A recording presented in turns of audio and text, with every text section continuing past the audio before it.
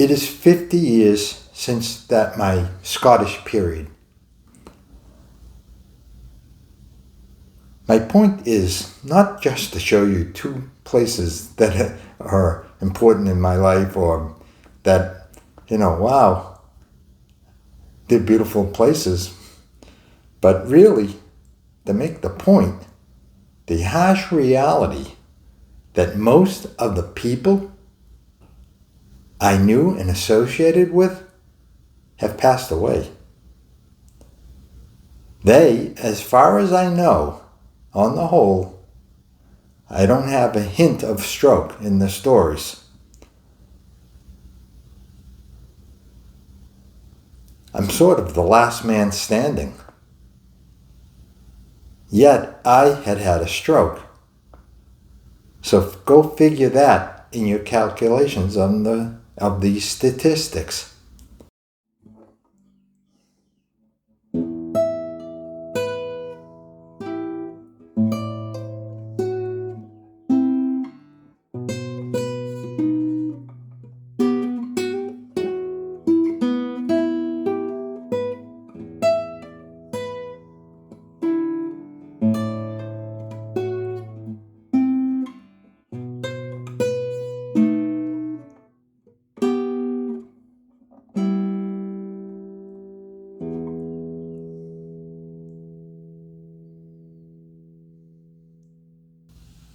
Welcome to episode 23, Life Expectancy After Stroke, or maybe phrase it this way, did having a stroke shorten my life? It's a question that weighs on all of us. The great unknown, for so many reasons, starting with the fact that every stroke is individual, is different. In so many ways. Then we take an individual situation and try to apply a generalization to it. That is what a stroke study does. Generalizations about stroke are especially fraught with danger. Recently I traveled to Scotland, a country where I have associates and associations. I lived in Edinburgh and Glasgow. I lived at the top of, for instance, in Edinburgh at the top of the Royal Mile and a place, the section called the Lawn Market.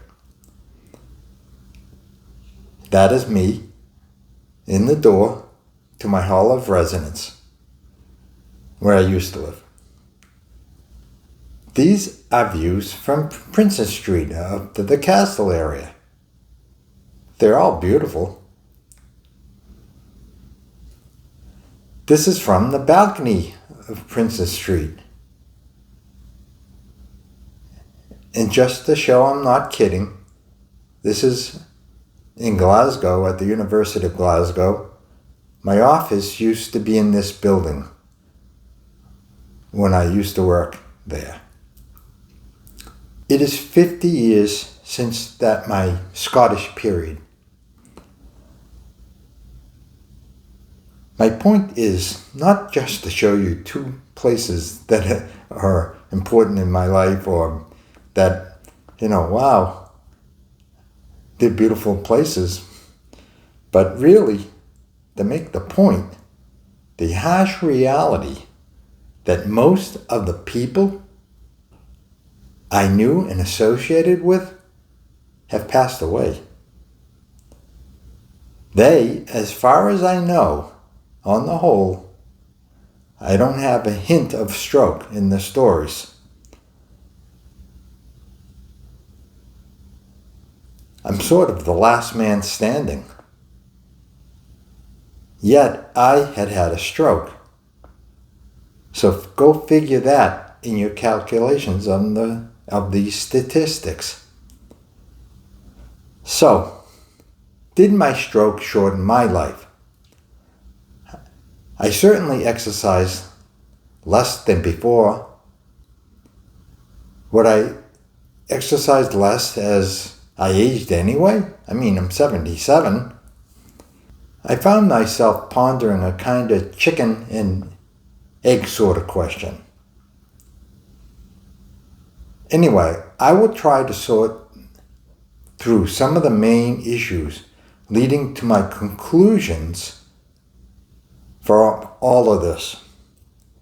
Aside from simple incidences or anecdotes like the following, I also give a major study of the problem, the most extensive study I've seen.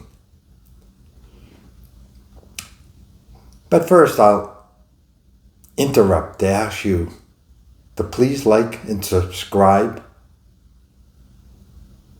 to carry my story to other people. Thank you very much for that. So firstly, anecdotal stories. For instance, the other day I saw on Facebook a young woman who at 39 had a stroke, was taken off life support after 10 days. More typical is the following story.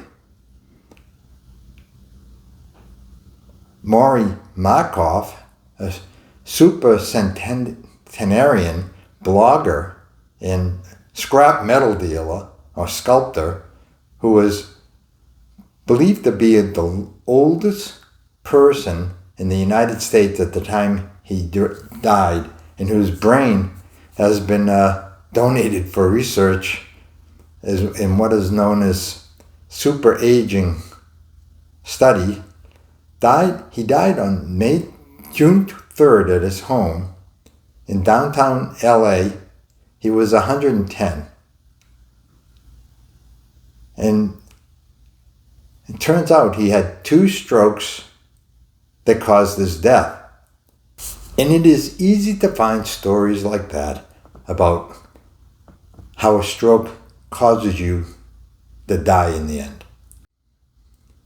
It's difficult to find out what interests us who have had the stroke. How much longer do we have versus how much longer would we have if we hadn't had the stroke. Also, you might think of this way. You know, life is full of coincidences and you can't plan. You might have been hit by a bus if you hadn't been laid up with a stroke in bed at the hospital. In other words, life has no guarantees. So my stroke is in 2003, and it is 2024 today. The closest I could find to a time study, an actual date of years after post-stroke, is the date 5.5 years, generalization, 5.5 years after the stroke, and that is the study conducted in Australia and New Zealand. And I referenced the study in the show notes, but I give you the details of the study and the actual citations I use. But I'm going to generalize some of the findings right now. It is an extensive study covering 313,162 patients from the years 2008 to 2017. By the way, 19% of the patients followed in this study did not know what kind of stroke they had, whether it was, ischemic, hemorrhagic, whatever. Here is the title of the extract. By reading a lot into a study of people in a couple of countries with their own particular healthcare systems, food cultures, exercise levels, etc., is dangerous. To apply that to you. Within the study, I didn't notice even whether they controlled those things. There were no additional controls evident, like diet, exercise, initial severity of stroke, etc., before and after. I would like to see a study that complements that study. In other words, covers people before the stroke to maintain their same lifestyle after, or reform their life a little in medication or exercise levels or nutrition. In other words, they change their lifestyle. This is not to say that the researchers did a bad job, and I mean, it's incredible how much work people do sometimes. The task was a major step, but they admit to the failings and that they depended on administrative data. Let me read from the abstract. Background, quote, data on long-term outcomes following an acute stroke are sparse. We assess survival, risk of recurrent stroke, and loss in life expectancy following an acute stroke using population-wide data from Australia and New Zealand. Methods. We included all adults with the first stroke hospitalization during 2008 through 2017 at all public and most private hospitals.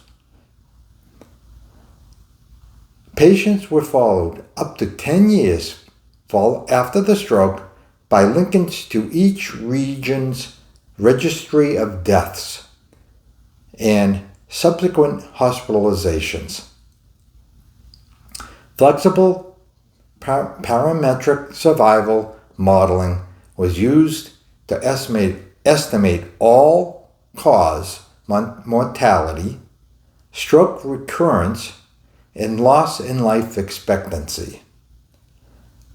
Competing risk model was used when estimating the risk of stroke recurrence. Conclusions. In this large national cohort of stroke patients in Australia and New Zealand, about half of patients hospitalized with a stroke survived at 5 years and only a third at 10 years. Around 1/5 of patients, had a stroke recurrence by 5 years and 25% by 10 years.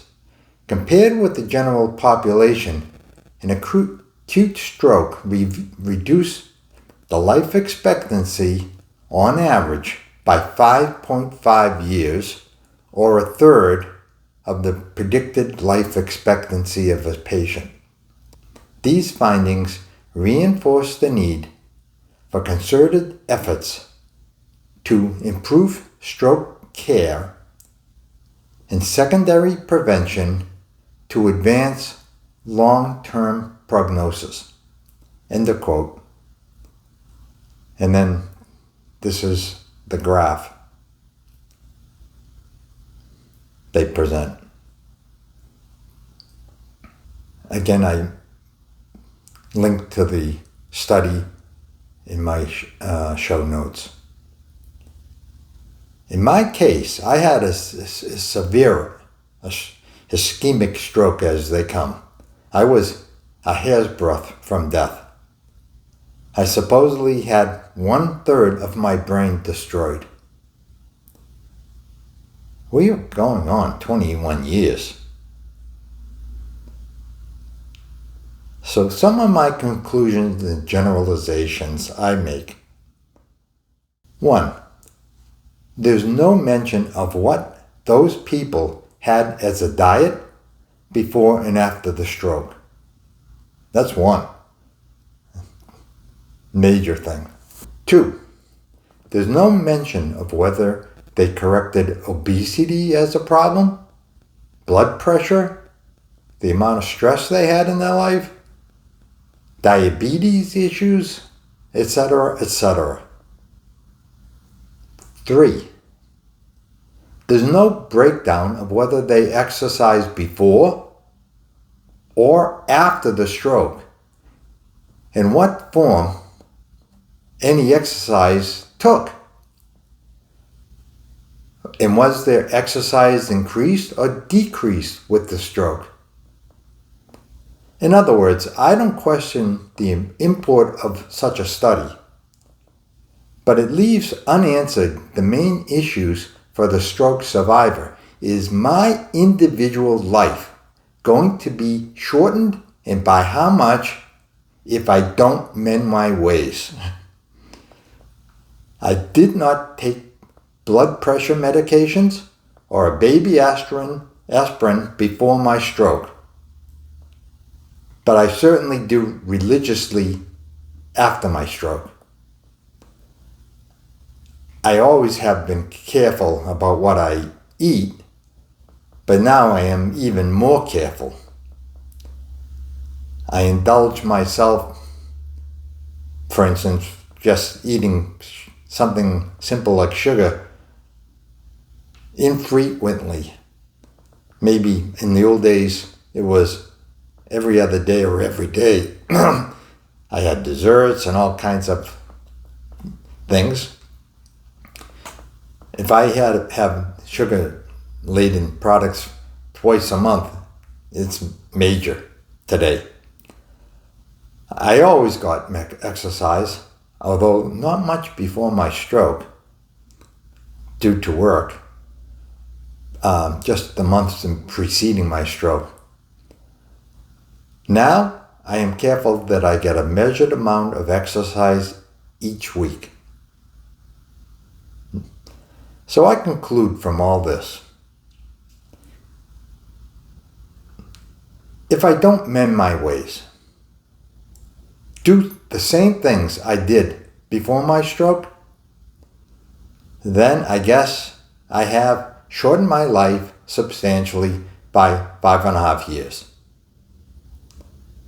But if I do, if like Scrooge, I have an epiphany,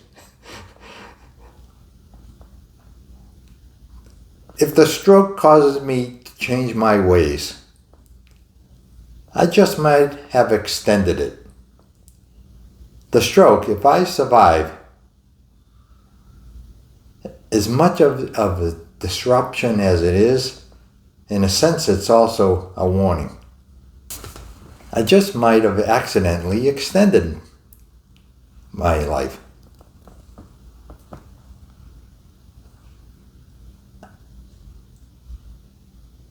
I might have learned the hard way very hard way, to take my blood pressure medicine or shed some pounds or whatever. In other words, I got a second chance. It's a sort of perverted way of looking at it. This is one of the ways the stroke survivor survives, both physically and mentally. How they cope with the enormity of what just happened to you in your life. So I'll leave you with that. And until next time, don't give in to stroke. Thank you.